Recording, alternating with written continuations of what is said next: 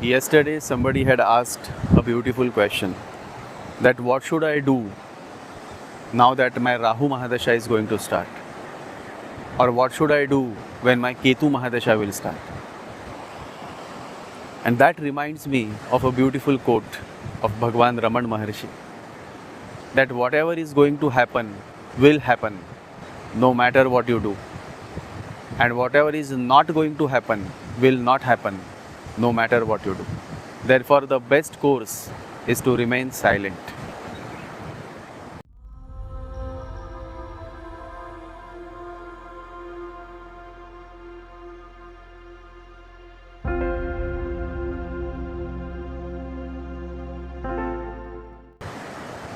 What will you do?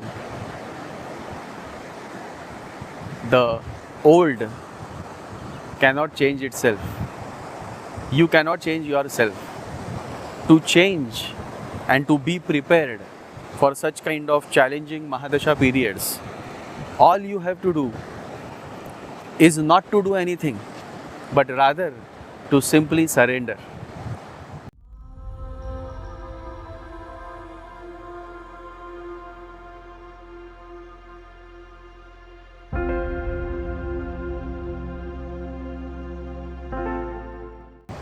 When you say I, when you say what should I do, you are trying to be the doer. And that's what Bhagwan is saying, that don't take the doership. Because who are you? Who am I?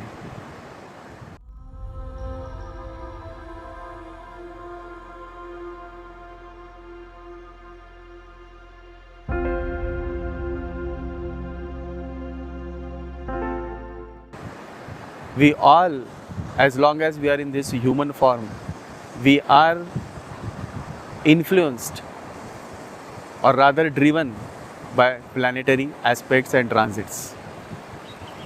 So then what is the way? Are we like robots? No, we are not robots, because robots cannot surrender, but we can. And when will we surrender? We will surrender when we come to the realization that there is some higher power that drives this whole cosmos.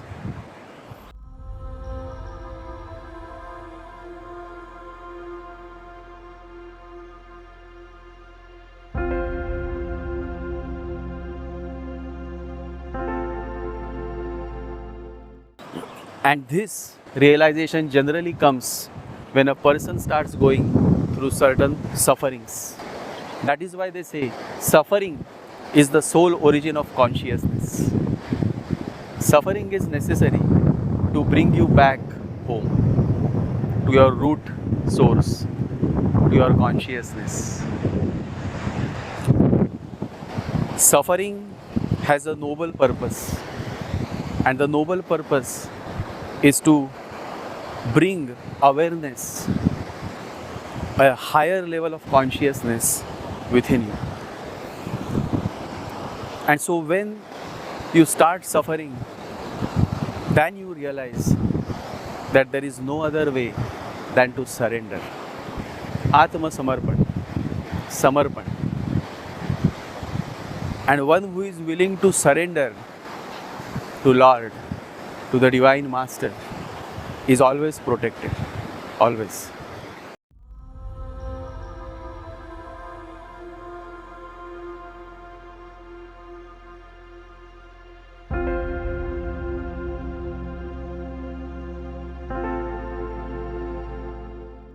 And so when you are about to start on a challenging Mahadasha, such as Rahu Mahadasha or Ketu Mahadasha, Ketu Mahadasha is not challenging, but it can be challenging for those who are used to run their whole life, who are not willing to stop and sit back, who are not willing to relax. For them, Ketu Mahadasha can become a challenging dasha. So, the best course is to surrender, to live in surrender. You remember that story when Diogenes says to Alexander, come sit back and relax with me. But Alexander seemed to be a very Rahuish person. Alexander says, I will not come now because I have to conquer the whole world. And once I conquer the whole world, then I will come back. And Diogenes says, nobody comes back. Because life is such that after one desire is fulfilled, people start chasing some another desire. And the man or the woman is always standing in the queue of many desires. And that is how life after life, the cycle of life and birth continues.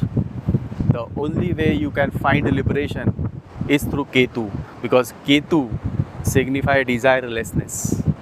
And that's what Bhagavan Raman Maharshi says, that desire is Maya, meaning desire is illusion, and desirelessness is God. And so the way to God always goes through Ketu, my friend. That is the truth. And so those who are about to begin with Ketu Mahadasha, I think you are a lucky one. It's just that you have to adjust your antenna now. You have to ensure that you stop running, you stop chasing your ambitions, and you focus more and more on your inner growth, because that is what Ketu wants. Ketu is a friend only if you understand his message, and his message is simple: turn inwards.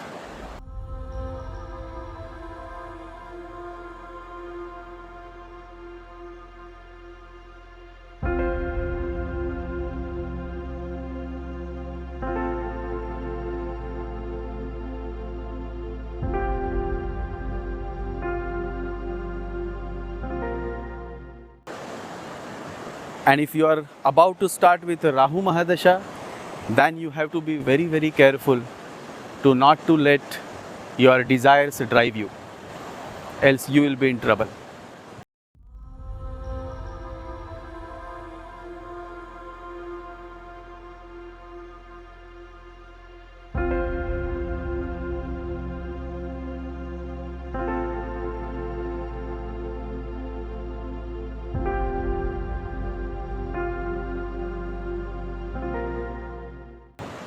And so, Samarpan, surrender, is the secret to finding the treasures of life. As I am walking on this beautiful beach, I thought to share my thoughts and answer the question that what to do when my Rahu Mahadasha or Ketu Mahadasha is about to start. Enough for now. It's about to sunset. I'll continue with my walk. The journey always continues. Never know when death will come. My father passed away at the age of 47. So don't know.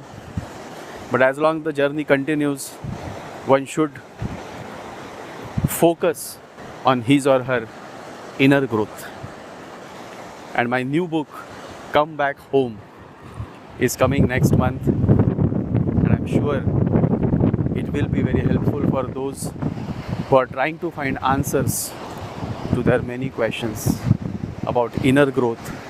And in that book also, I have mentioned 7 significant mantras that you should chant, and how those mantras can help you progress on your path. Om Gam Ganapataye Namaha. Om Gam Ganapataye Namaha. Jai Sri Ganesha. Jai Guru.